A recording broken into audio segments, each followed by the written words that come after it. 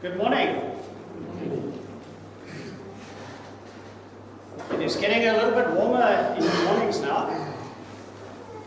So soon and very soon we shall be in summer once again. My lesson this morning, as you'll see from the board, is entitled The Last Passover. And our scripture is Matthew chapter 26, verses 17 through to 19.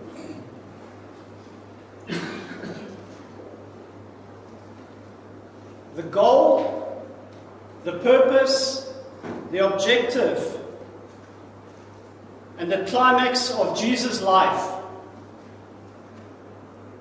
was what? His sacrificial death on the cross. He came to the world for the purpose of dying. Mark 10:45, it says he came to give his life as a ransom for many. The sacrifice of Christ is a focal point of all Scripture. As one writer puts it, the death of Christ is not the end of the story. It is the whole story, beginning to end. If you go back to the Old Testament, you will find that things are already being laid down to help us understand the meaning of the death of Christ, which is yet to come. For example, when you go to the story of Adam and Eve, we first learn that a sacrifice is necessary to cover sin.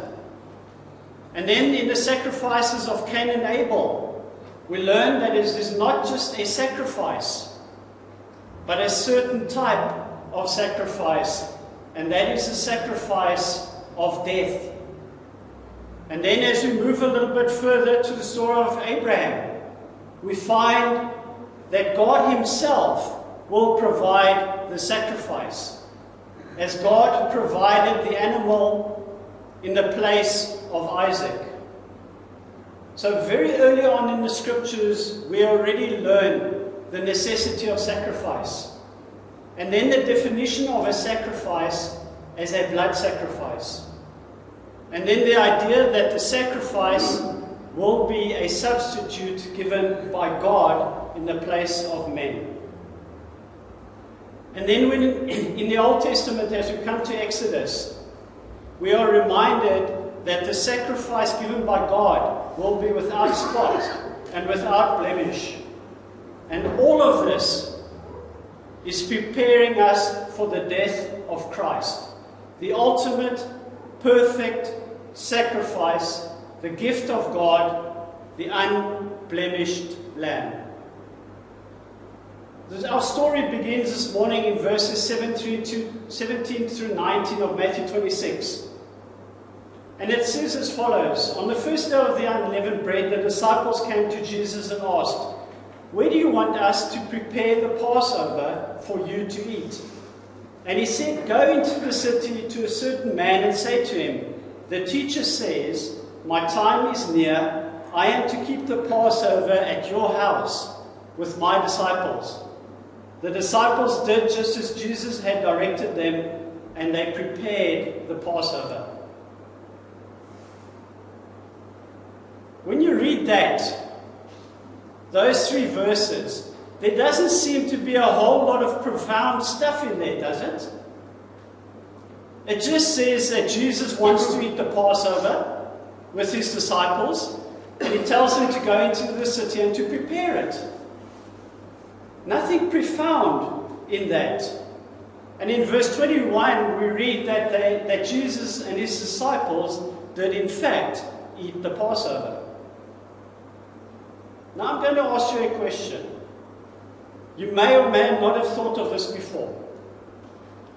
How could Jesus eat the Passover with his disciples and still be the Passover? Did you get the question? How could Jesus eat the Passover with his disciples and still be the Passover lamb? And I'll give you the answer a little bit later on in our text. The Jews had a year filled with special festivities and feasts, much like we have. We have Christmas, we have Easter, we have Good Friday. They had their own commemorative celebrations, their festivals, and their times of remembering God working with them in the past.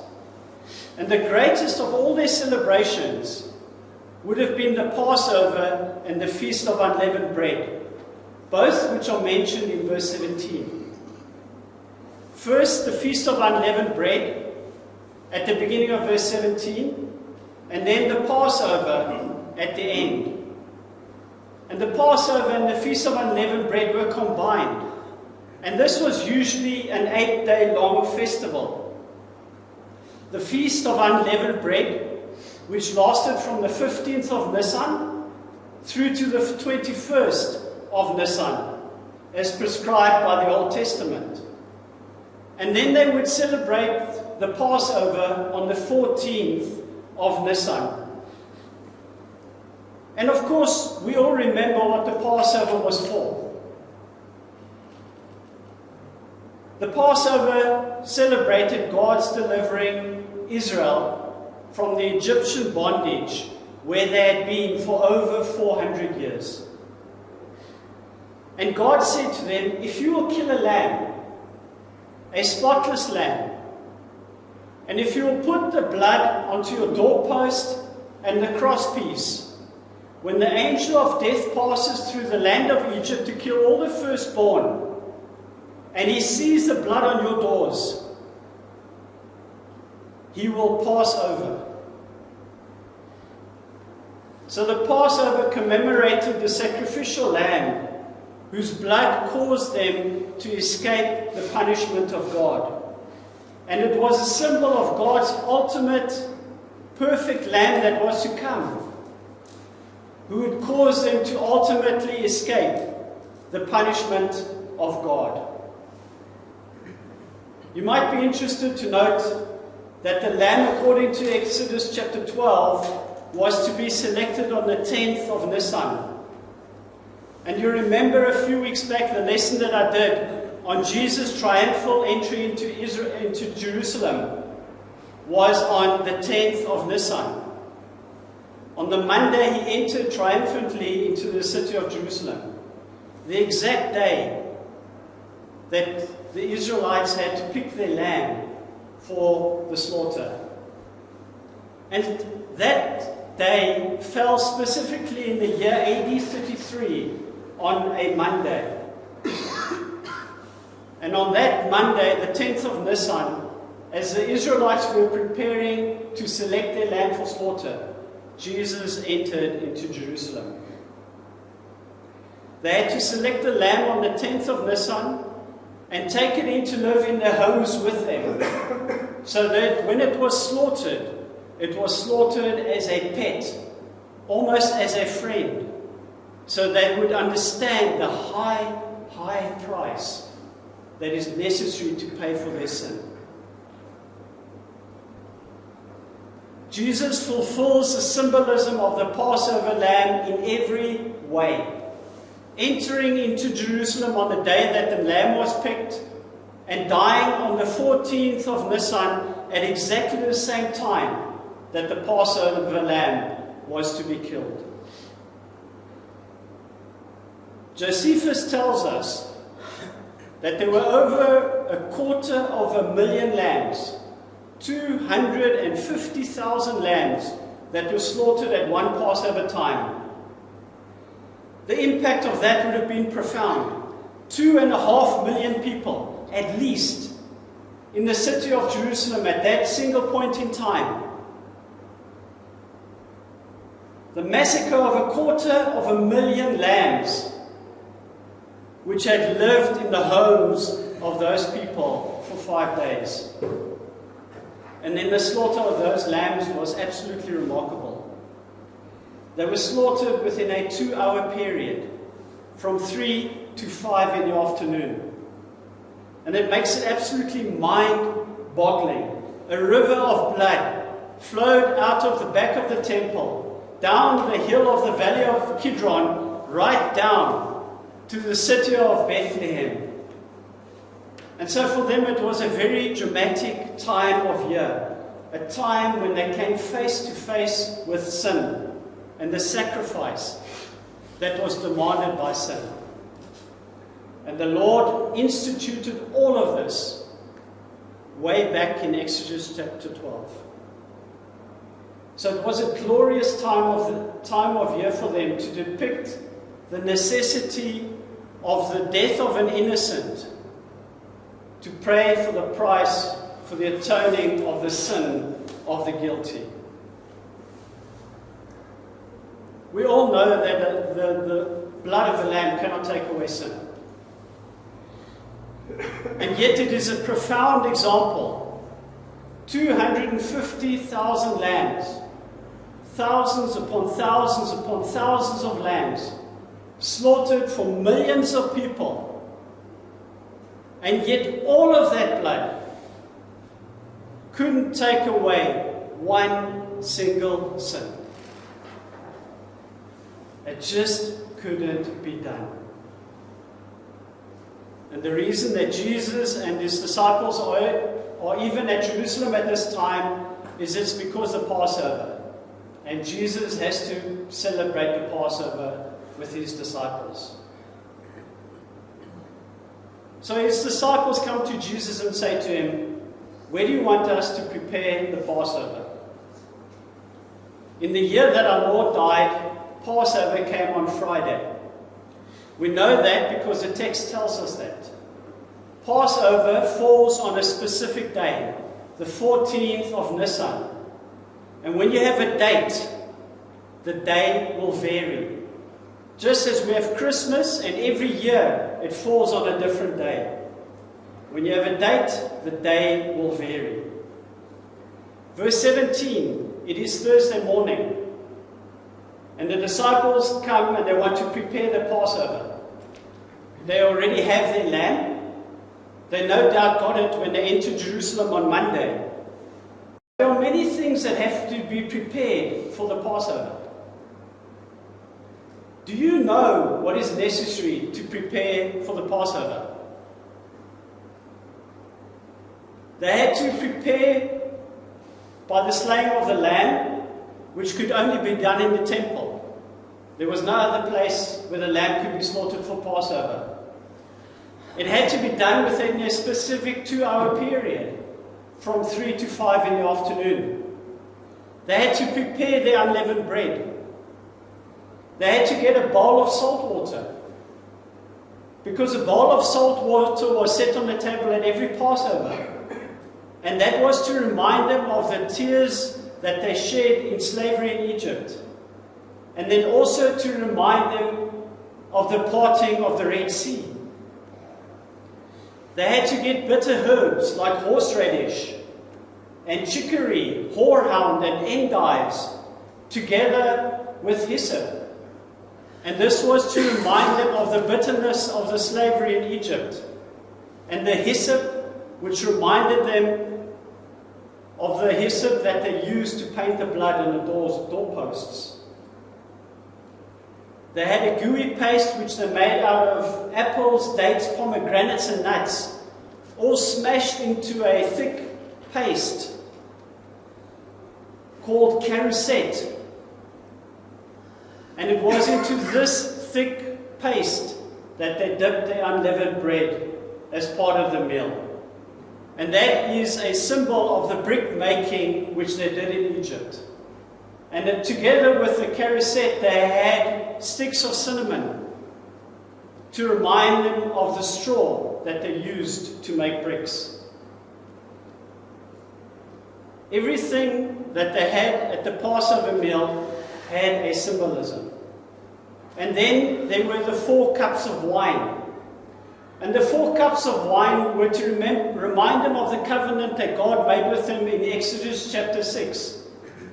Where God says to them, 1, I will bring you out from under the burden of the Egyptians. 2, I will rid you of their bondage. 3, I will lead you with an outstretched arm. And number 4, I will be your God. everything in the Passover had their symbolism. All of the symbolism and the elements of the Passover, they had to prepare and they had to get ready.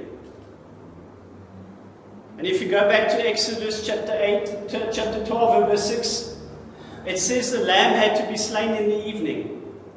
But the Hebrew is a lot more specific, and it says between the two evenings.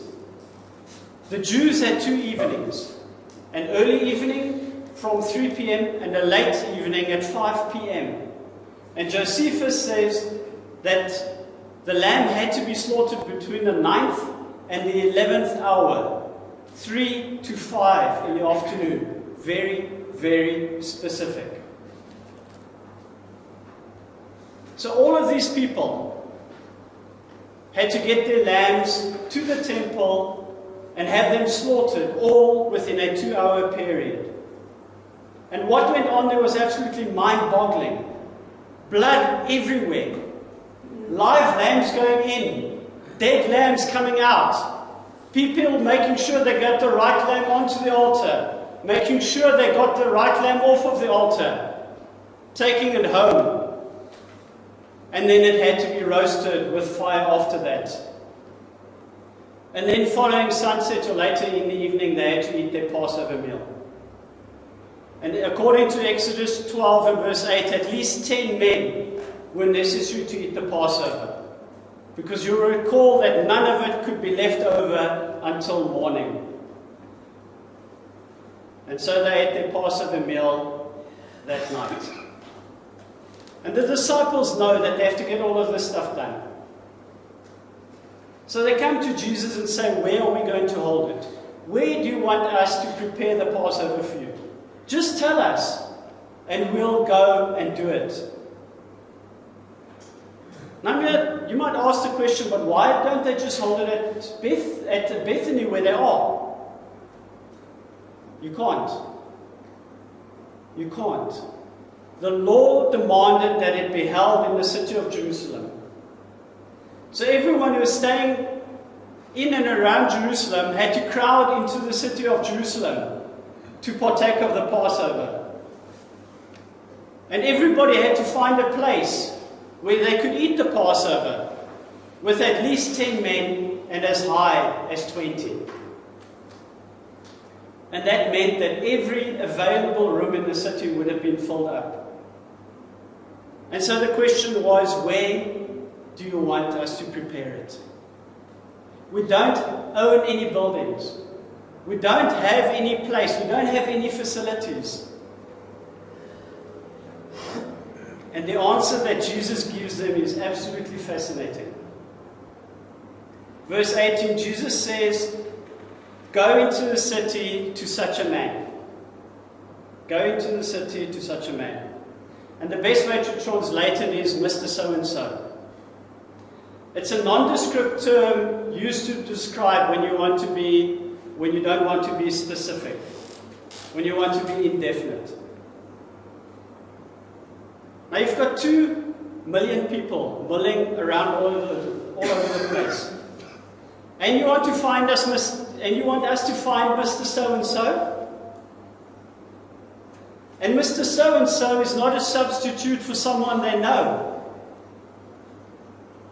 It's as if I say to you, go into George and find a man. But I'm not going to tell you who he is.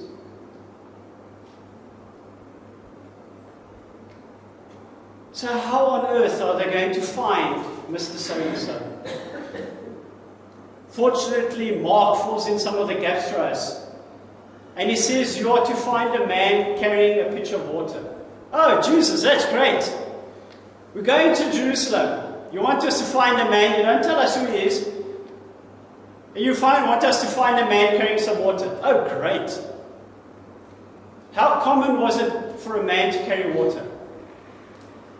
Not common at all. Why? Because the women carried the water. So to find a man carrying water would have been a very unusual thing. And according to Mark 14, 13 and 14, the disciples found the man, as Jesus has said, and they followed him to his house. And we also know from other accounts that Jesus only sent 2 disciples, Peter and John. And there are several reasons for that. One of the reasons was that only 2 people were allowed to accompany the lamb to sacrifice. And we can understand that, right? The priests had to kill 250,000 lambs. And if everybody was around there looking to see what was going on, they wouldn't be able to get it done. And then also because Peter and John were his closest, dearest friends.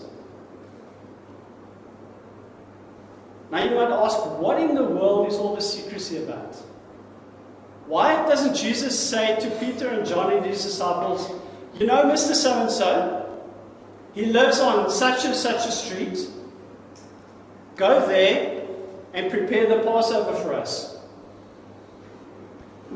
And I'll give you one very simple reason.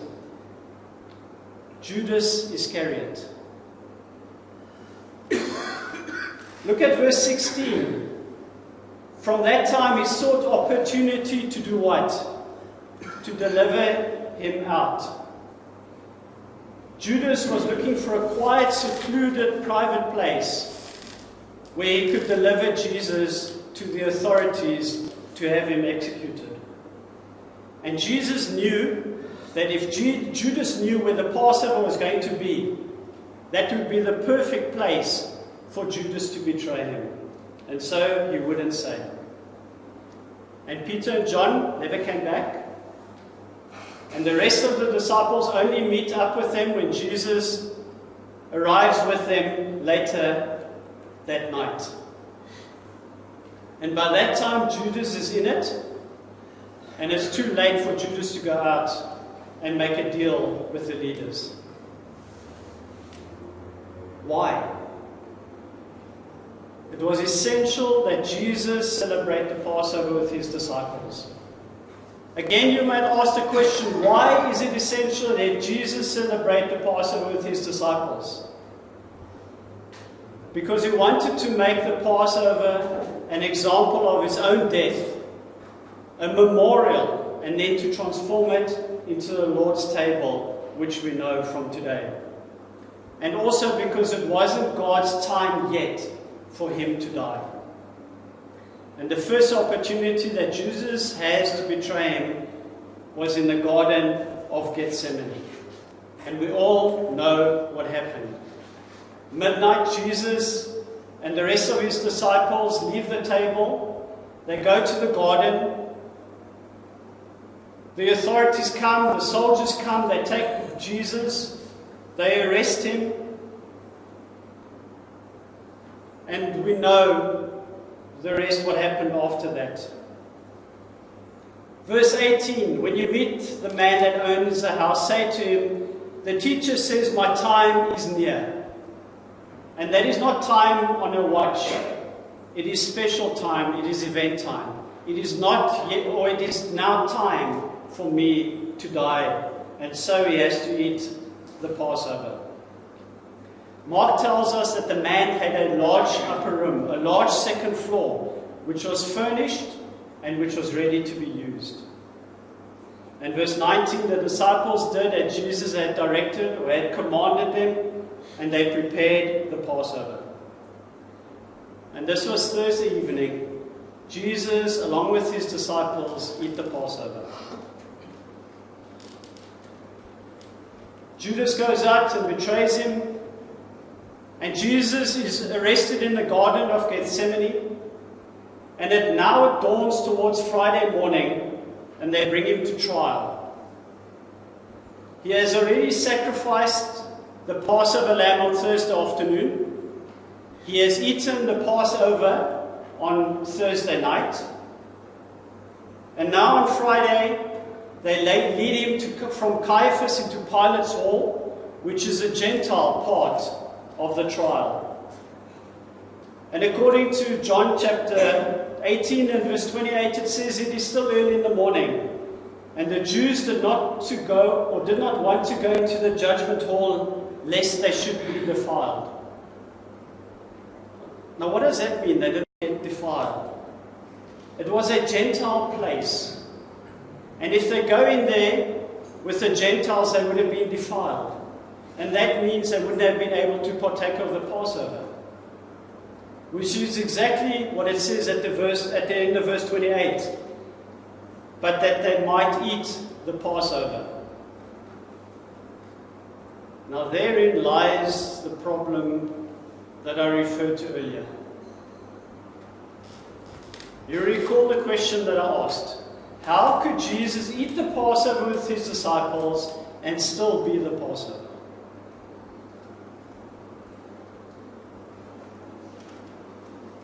Some people say, it's easy. Jesus had a private Passover.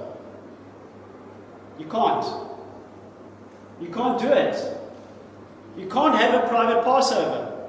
Because the lambs had to be slaughtered at the temple at a very specific time of the day. So you can't just go out and decide you're going to have your own Passover whenever you want to. It didn't work like that. The law prescribed when they were to eat the Passover. So how do we resolve this?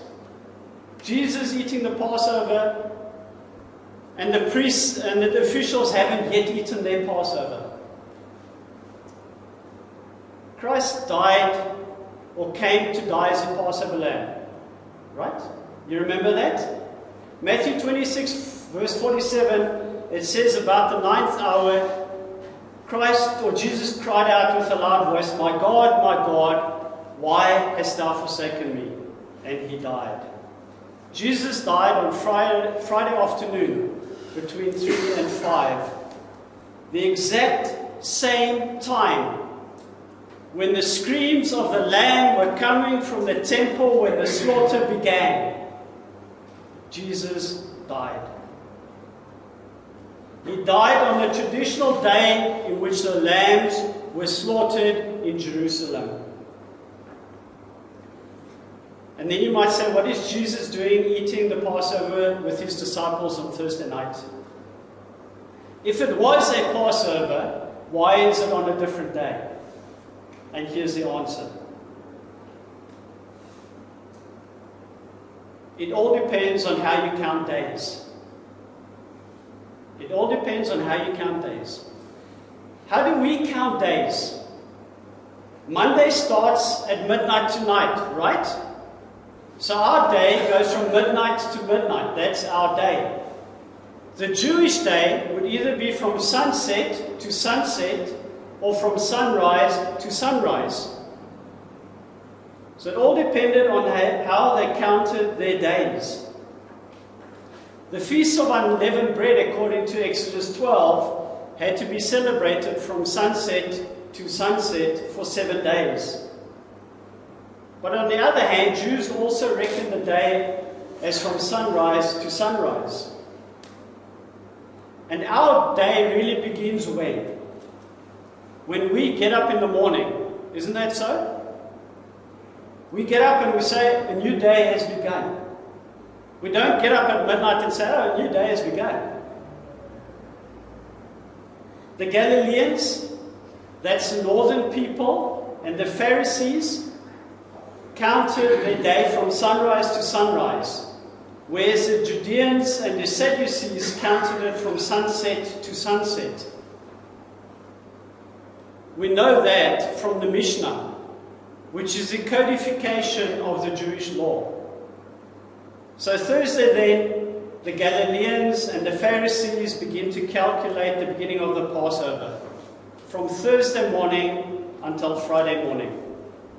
The Judeans and the Sadducees don't begin counting their day until Thursday afternoon, which goes through until Friday afternoon. Because Jesus' day went from morning to morning, and the Passover has to be eaten before the end of that night, Jesus and his disciples eat the Passover on Thursday night.